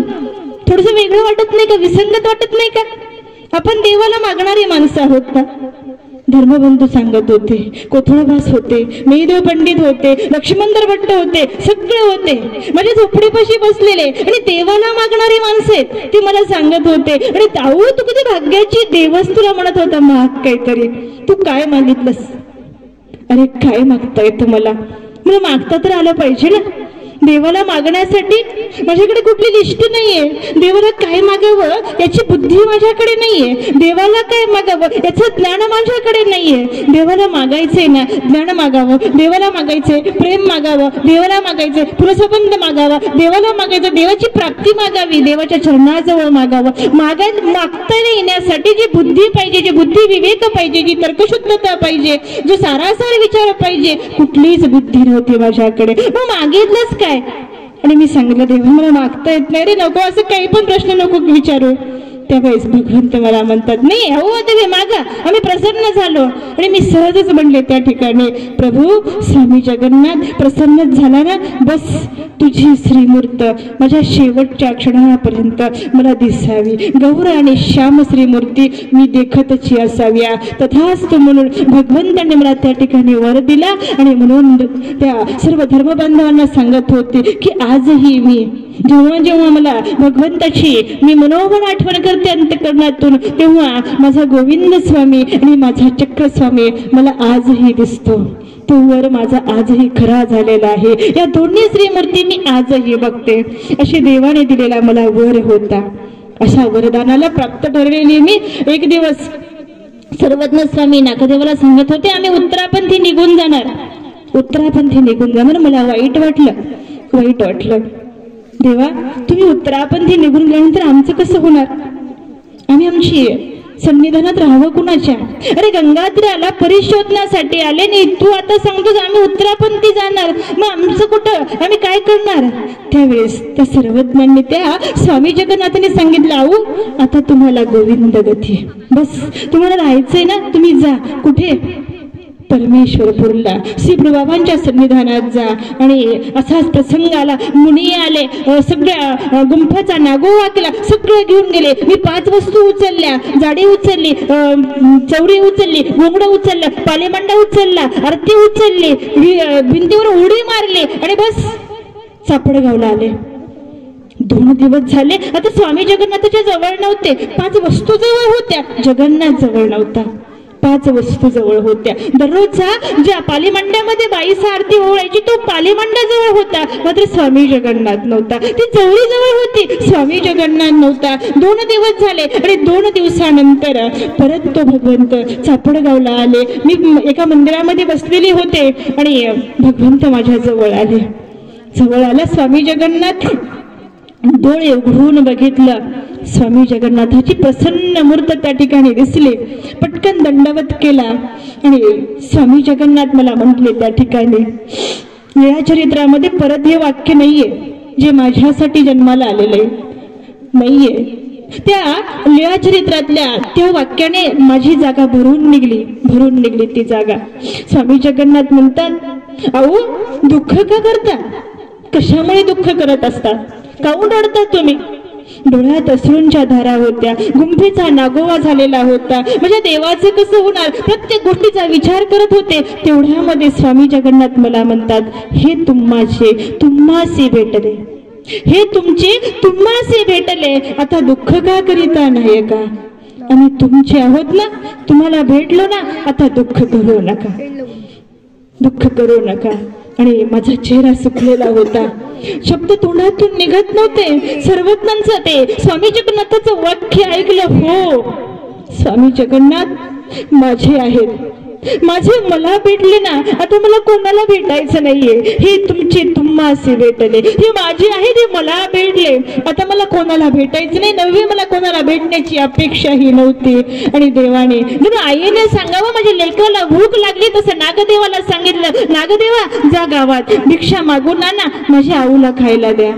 नागदेव गावामध्ये गेला, 4 घरं भिक्षा मागितली, आणली. आणि नागदेवाने मला आता त्या ठिकाणी 4 घास पोटामध्ये गेले. प्रसन्न वाटलं त्या ठिकाणी. असा स्वामी जगन्नाथ प्रत्येक वेळी मला जपणारा, मातेप्रमाणे स्नेह देणारा, प्रेमळ माझ्यावरती जी छाया आहे, जी कृपेची छाया आहे, ती माझ्या सर्वज्ञांची माझ्यावरती होती.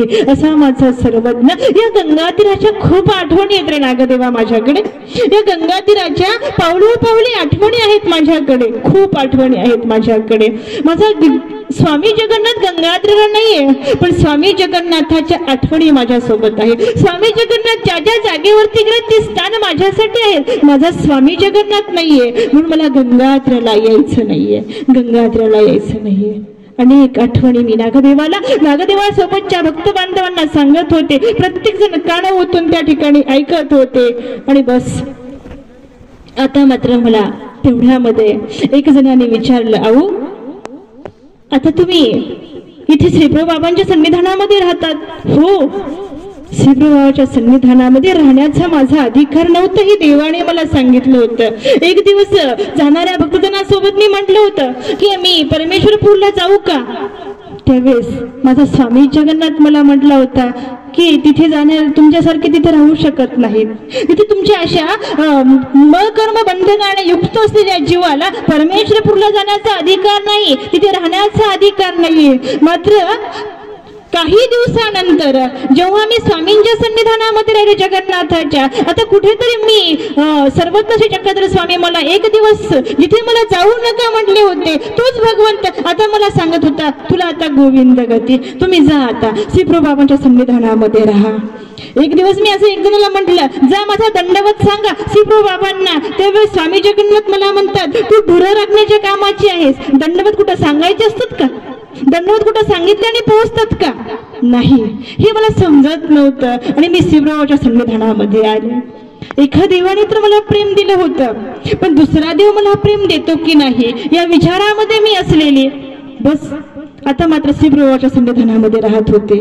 आणि या देवाच्या आवडतीची असलेली, या देवाने मला लाळलं ताळलं, माझा लढिवाळ केला, माझ्या इच्छा आकांक्षा पूर्ण केल्या, मला सर्व गोष्टीमध्ये समजून घेतलं. मी रागीट स्वभावाची, तापट स्वभावाची होती, मात्र देव मला समजून घेत होता, देव समजून घेत होता. अशी योग्य त्या देवाच्या जवळ असलेली मी आता श्रीप्रभूंच्या जवळ आले होते. आता श्रीप्रभू बाबा मला प्रेम देतील का?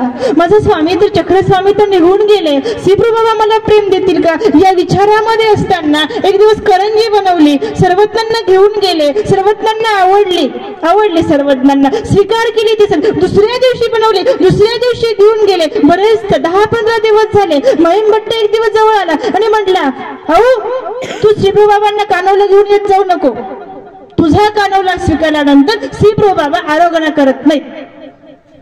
ठीक आहे, मला कुठे कळत होतं आपण विनंती करायला पाहिजे, स्वीकार करा म्हणायला पाहिजे, हे माझ्यामध्ये नव्हतं अजिबात. क्षमस्व, विनम्रपणा, नम्रता या गोष्टी माझ्याकडे नव्हत्या. ठीक आहे, नाही तर नाही आणणार आजपासून. बस मी माझ्या झोपडीमध्ये तिकडे मात्र श्रीप्रभूंना आरोग्य सुरू झाली. मात्र श्रीप्रभू बाबा आरोग्य करत नव्हते, स्वीकारत नव्हते. आणि तेवढ्यामध्ये महिम भट्ट परत माझ्या दारामध्ये झोपडीमध्ये आला. आणि त्या ठिकाणी महिम भट्ट मला म्हणतात, अव्वा देवी श्रीप्रभू आरोग्य करत नाही, चल तुझा करंजे घेऊन चल, तुझा कानवला घेऊन चल, तुझा पेवणे घेऊन चल त्या ठिकाणी. मला जाय रे, मी आता येणार नाही, मी आणणार नाही, माझा कानवला आणणार नाही, माझं पेवणे पण आणणार नाही. माझी गोडी माझ्या चक्रस्वामींना होती. मला माझा देव आठवला, माझा चक्रस्वामी आठवला त्या ठिकाणी. आणि माझा देव असं कधीच करत नव्हता. माझ्या देवाने मला खूप लाळलं, माझ्या देवाने माझ्यावरती खूप प्रेम केलं, खूप स्नेह केला. तू मला तुझा पदार्थ नको असं कधीच म्हणला नाही. मी जे मागन ते देणारा माझा सर्वज्ञ, मी न मागताही देणारा माझा सर्वज्ञ, माझ्या कर्मात असतानाही देणारा सर्वज्ञ आणि कर्मात नसणाराही देणारा माझा सर्वज्ञ. कुठलंही ज्ञान नसताना या अज्ञानाला सांभाळून घेणारा माझा सर्वज्ञ असा नवतारी माईम भट्टला सांगितलं. आणि माईम भट्ट त्या ठिकाणी वापस गेला आणि नागदेवाला घेऊन आता माईम भट्ट परत आला. सांगितलं, आता दंडवत घातले माईम भट्टाने, माझ्या पुढे दंडवत घातले. अहो काही कर, मी प्रसव मोडतो, क्षमा मागतो तुला, पण तू कार मला घेऊन चल. आणि बस आता मात्र मी पटकन कानवला घेतला, डब्यामध्ये भरला आणि निघाले. इकडे सिप्रो बाबा वाट बघत होते. आऊ येईल म्हणे, कानवला आणील म्हणे, खावा म्हणे, न खावा, अहो खावाची म्हणे. अरे बस मी आनंदित झाले, माझा कानवला सिप्रो बाबा वाट बघतायत. आणि मी गेले स्वामींच्या पानमंड्यामध्ये कानवला वाढला. श्रीप्रभूंनी आरोग्याला स्वीकार केली. 1 नाही 2 नाही 3 नाही 6 महिने माझा कानवला श्रीप्रभूंनी स्वीकार केलेला आहे. मात्र या श्रीप्रभूंच्या सन्निधानामध्ये 14 वर्ष राहिले आणि माझा श्रीप्रभू बाबा सुद्धा मला सोडून गेला. तो पण नाही राहिला. मी मात्र आता थकत चाललेले रे. आता मला कुठे गंगाधराला घेऊन जातो नागदेवा? नको रे नेऊ नागदेवा, नको नेऊ. इथे गेल्यानंतर माझा चक्रधर स्वामी मला आठवतो, इथे राहिल्यानंतर माझा गोविंद स्वामी मला आठवतो. दोन्ही देवाच्या सन्निधानातून अजूनही मला देवाने शिल्लक ठेवलं. का ठेवलं शिल्लक या नायकाला? या आऊला का शिल्लक ठेवलं असेल? घेऊन जायला पाहिजे ना, घेऊन जायला पाहिजे. तो गौरश्याम श्रीमूर्ती दाखवतो मला, पण त्या श्रीमूर्तीच्या भितरामध्ये पावन कधी करणार मला? त्या श्रीमूर्तीच्या चरणापाशी कधी घेऊन जाणार मला? श्रीप्रभू चरित्रामध्ये 6 ठिकाणी मी दिसते. मी विंचू मारला, मी इंगळी मारली, श्रीप्रभूंनी मला शिक्षा पण केलं. तिथेही सांगितलं तुम्ही अशी हिंसा करू नका, असं कोणाचा जीव घेऊ नका. असा प्रेमळ असलेला राऊळ राऊळ बाप्पाच्या अघात लीला माझ्यासोबत घडलेल्या आहेत. अशा सन्निधानामध्ये दोन्ही अवतार निघून गेले, मात्र मी जिवंतच आहे. आता जीवनाचा कंटाळा आला होता, वीट आला होता, जीवनाचा वीट आला होता. आता नागदेवही सर्व भक्त परिवाराला घेऊन आता गंगाधरला निघून गेला नागदेव. मी मात्र तिथेच होते, जिथे वसमतची शांताबाईसा वेरूळवरून सर्वज्ञांची आज्ञा मागून ज्या परमेश्वरपूर नगरीमध्ये आले आणि शेवटचा श्वास ज्या परमेश्वरपूर नगरीमध्ये गेला, तोच श्वास मला मिळावा म्हणून मी देवाची आस करत होते, देवाची प्रार्थना करत होते. अरे भगवंता, निळभट्टाचा शेवटचा श्वास तुझ्या मांडीवरती गेला. नागंबीची आस होती म्हणून सर्वज्ञांचा वियोग सहन झाला नाही. गोदावरीच्या पात्रात स्वतःला झुकून दिलेला त्या ठिकाणी. माझा भाव कुठे रे तसा? माझा भाव कुठे? निळभट्टाकडे श्वास आहे, नाथोबासाकडे आस आहे, नागंबीकडे आस आहे, ध्यास आहे, आस आहे. माझा भाव नाही, माझं प्रेम तसं नाहीये. का ठेवलंस मला तू? का ठेवलंस?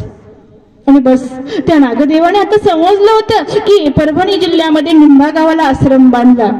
वाटलं होतं आपल्या भावाचा आश्रम बघायला जावं का, त्या भावाच्या सन्निधानात राहावं का काही दिवस. परत मन सांगितलं नाही, माझ्या देवाने मला सांगितलंय तुम्ही परमेश्वरपूरला राहायचं नाही. मला माझ्या स्वामी जगन्नाथाची आज्ञा मोडायची नाही, मोडायची. परत ठरवलं आपण या झोपडीतच आपल्या जीवनाचे शेवटचे क्षण याच जागेवरती मोजायचे आणि बस 2 श्रीमूर्ती याच जागेवरती आपल्याला आठवायचे आहेत. एवढ्यामध्ये परभणी त्या निंब्यावरून काही भक्त मंडळी आता मात्र या राजमठामध्ये या परमेश्वरपूर नमस्कार करण्यासाठी आले आणि आधी माझ्याकडे आले. मी आनंदित झाले. माझ्या स्वामी जगन्नाथाच्या सन्निधानात जी माणसं होती, जी माझी गुरुभावंड, जी माझ्या गुरुभगिनी, जी माझी महादा ईसा, जी माझी उमा ईसा, जी आबा ईसा, ही सगळी भक्त मंडळी जेव्हा मला भेटायची, माझ्या भगिनी, माझे धर्मबांधव, तेव्हा मला आनंद वाटायचा. जणू काही माझा देवची भेटल्याचा मला आनंद होत होता. आनंदित झाले मी त्या ठिकाणी. त्यावेळेस त्यातल्या एक जणांनी मला सांगितलं की आम्हाला आचार्यांनी आपल्याकडे पाठवलं. कशासाठी पाठवलं म्हणजे नागदेव आचार्यांनी असं सांगितलं की जेव्हा तुम्ही परमेश्वरपूर नमस्कार करण्यासाठी जाता त्यावेळेस आधी श्रीप्रभू बाबाची या लेकीला भेटावं, मग आऊसासी भेटावे आणि मग मला नमस्कार करावा. डोळ्यातून अश्रूंच्या धारा आल्या. नागदेवा, अरे ज्या वेळेस तू श्राद्धाचं जेवण करून आलतास ना, त्यावेळेस भगवंताने मला सांगितलं होतं, नायका कवड घाला कवाड, आणि मी आनंदित झाले होते. प्रत्येक वेळी मला छेदणारा, मला भांडणारा, मला बाहेर काढून देणाऱ्या नागदेवावरती आज पाळी आली होती. मी आनंदामध्ये असुरी आनंद घेत पटकन गेले, राजमठाचा दरवाजा लावला, आनंदाने दरवाजा लावला, आनंदाने दरवाजा लावला. आणि नागदेव मला सांगत होता, अगं घरात येऊ दे, मठात येऊ दे, दरवाजा उघड. मी म्हटलं नाही, तू नेहमी मला बाहेर काढतो, आणि आज मात्र मला भेटले चान्स, घेऊ दे ना मला आनंद. बाहेर तसाच थंडीत कुडकुडत तसाच थांब तिकडे. नागदेव परत काकुलतीने सांगत होता, मी मात्र दरवाजा उघडत नव्हते. बाईसा मातीला किव आली. तोच नागदेव आज मला सांगत होता की आधी आऊसाला भेटावा आणि मग राजमठ नमस्कार करावा. डोळ्यात अश्रूंच्या धारा आल्या. नागदेवा, किती रे प्रेम तुझं माझ्यावरती, किती प्रेम. अरे चक्रधर स्वामींच्या सन्निधानामध्ये मी राहिले, श्री प्रभावांच्या सन्निधानामध्ये राहिले. आज राजमठाच्या जवळ झोपडी बांधून जीवनाची अंतिम क्षण मोजत असताना सुद्धा तुला माझी किती रे किंमत, किती किंमत.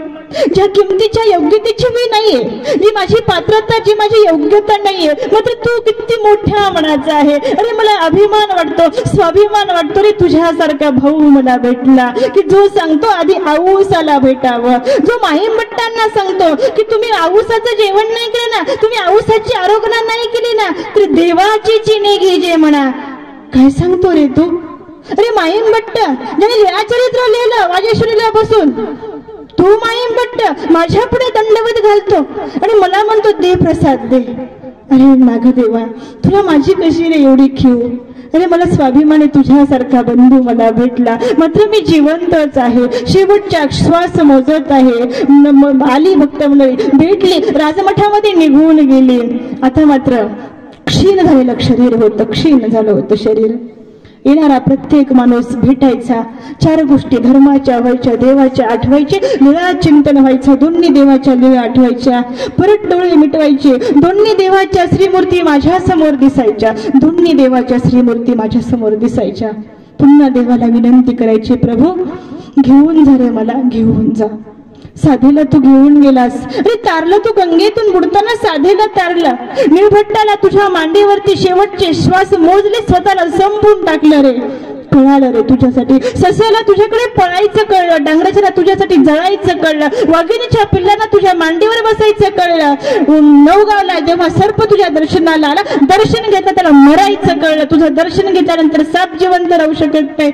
आऊ कशी जिवंत रे, तुझा नायक अजून जिवंत आहे. अरे नागदेवा, तू सांगितलं होतं, तू स्वामी जगन्नाथ तुम्ही सांगितलं होतं. मी एक दिवस विचारलं होतं की नागदेवाची आऊ करा आणि आऊचा नागदेव करा, त्यावेळेस तुम्ही सांगितलं होतं नाही, नागदेव तो नागदेव, आऊ ते आऊस. श्रीरेपामध्ये भगवंत त्या ठिकाणी पुनसंबंध देत नाही. कधी देणार रे, कधी देणार? तुझ्या श्रीचरणाची प्राप्ती कधी होणार आहे? देवाच्या अंतिम क्षण मोजत होते, देवाला आराधना करत होते, देवाला प्रार्थना करत होते. आणि एक दिवस माझ्या झोपडीमध्ये गंगा तीराची अनेक स्वप्न परीस आठवत असताना, बस त्या जीवनाला लाभलेला परीस बघितलं. जीवनामध्ये आपण विचार करतो सोनं व्हावं, पण सोन्यापेक्षाही जास्त किंमत परीसाला आहे. सोनं बँकेत ठेवता येतं, सोनं पेटीत ठेवता येतं, सोनं गळ्यात घालून हिंडता येतं. म्हणून जीवनाचं सोनं करण्यापेक्षा सोन्याला सोनं लागल्यानंतर दुसऱ्याचं सोनं कधी होत नाही. पण जीवन परिसमय असावं की ज्याच्या जीवनाला स्पर्श व्हावं, त्याचं जीवन सुवर्णमय होऊन जावं. आता लक्षात आलं की जीवन परिसमय झालं पाहिजे. अशा परिसमय झालेल्या जीवनाला आकार कधी येतो? सर्वज्ञांची प्राप्ती जेव्हा होती तेव्हा येतो. देवाला प्रार्थना केली, दोन्ही श्रीमूर्ती आठवल्या. पश्चाताचा काळ होता आणि भगवंताची प्रार्थना केली. सुंदर मूर्ती श्री दत्ताची दावा मजनयनी, कशी बाखंत धरली म्हणी. देवाचा धावा केला, प्रभू तुझी सुंदर श्रीमूर्त मला दाखव आणि तुझ्या चरणापाशी घेऊन जा. आता भिक्षेला जाणं होत नव्हतं, आता भिक्षा मागू शकत नव्हते. शरीर क्षीण होत गेलेलं होतं. कुणीतरी आणून दिल्यानंतर, कुणीतरी माझ्या देवाला उपहार दाखवून, कुणीतरी अन्नाचा एखादा कण पोटामध्ये जात होता. स्वामी जगन्नाथ, स्वामी जगन्नाथ, रात्रंदिवस प्रभूचा धावा चालला होता. पश्चात्तरचा काळ होता. हातामध्ये गाठी होती. प्रभूची आठवण करत होते. देवाला आठवत होते. जोगेश्वरला तूच सांगितलंस पश्चात्तरी उठावं, देवाचं चिंतन करावं. देव हृदयामध्ये येतो, तो सांगणारा भगवंत पश्चात्तरी आठवत होते. आणि आवाज आला, नायका, नायका, नायका. बघितलं झोपडीमध्ये कोणी तर दिसत नाहीये. चारी बाजूला बघितलं. परत डोळे मिटवून घेतले. भास होत असेल आपल्याला, भास होत असेल. परत आवाज आला, नायका. आता पाठीवरती स्वामी जगन्नाथाच्या स्पर्शाची जाणीव झाली. आणि पाठीमाग वळून बघितलं. माझा स्वामी जगन्नाथ, अरे तू तर उत्तरपंथी गेलास ना. आणि स्वामी जगन्नाथ मला त्या ठिकाणी सांगत होता, नाही, आणि उत्तरापंथी नाही गेलो. जो भक्त ज्या ज्या वेळेस आम्हाला आठवेल, जो भक्त ज्या ज्या वेळेस आमची धर्मवार्ता करेल, त्या त्या वेळेस आम्ही त्यांच्यासाठी तिथे हजर आहोत. पाठीचे निवासी आम्ही तुमच्याच जवळ आहोत. अहो चल, मी तुम्हाला घेऊन जाण्यासाठी आलो आहे, घेऊन जाण्यासाठी आलो आहे. परत सुंदर श्रीमंत डोळ्यामध्ये साठवली. श्रीप्रभूबाबांना डोळ्यामध्ये साठवलं. खरं वाटत नव्हतं, भास होतो की काय असं वाटत होतं, मात्र नाही. परत बघितलं, तो स्वामी जगन्नाथच होता. ज्याने मला लाळलं ताळलं सांभाळून घेतलं, तो जगन्नाथ आज माझ्या झोपडीत आला होता. मी बस मला उठवलं आणि मला घेऊन जाण्यासाठी निघाला. माझा चक्रस्वामी, माझा चक्रस्वामी, माझा चक्रस्वामी, माझा गोविंदू, माझा गोविंदू. या लोकाची यात्रा संपून आता परलोकामध्ये विलीन झाले होते, परलोकामध्ये विलीन झाले होते. अशी ही औसा. मी विचार करत होते, मी तर निघून गेले. या परमेश्वरपूरमध्ये शेवटचा श्वास घेतला. परंतु माझी कथा कुणाला तरी सांगावी, ही व्यथा समजून घेणारी माणसं मला भेटावीत. आणि बस तुमच्या या यावली गावामध्ये आले आणि सांगण्याचं सौभाग्य लाभलं. मी औसा तुमच्यासोबत बोलले. कशी वाटली तुम्हाला औसा? पडली का नाही? जीवनाला परीस माझ्यासारखा तुमच्या सुद्धा जीवनाला लाभावं अशी प्रभू माझ्या स्वामी जगन्नाथाला विनंती करते की प्रभू, जीवनाचं सोनं नको करू, पण जीवनाला परीस लागू दे. तुझ्या वेधाचा, तुझ्या बोधाचा, तुझ्या ज्ञानाचा परीस लागू दे. आणि बस आमचं जीवन तुझ्या प्राप्तीपर्यंत योग्य होऊ दे. म्हणून मी विचार केला की महानुभाव माझ्यासाठी काहीतरी लिहितील का. लिहिलं, महातापसी औसाही विदुषी सदात्म कल्याण इच्छातीसी. अहोरात्र चिंती मज देव व्हावा. नमस्कार या थोर महानुभावा, नमस्कार या थोर महानुभावा. सर्वत्र श्री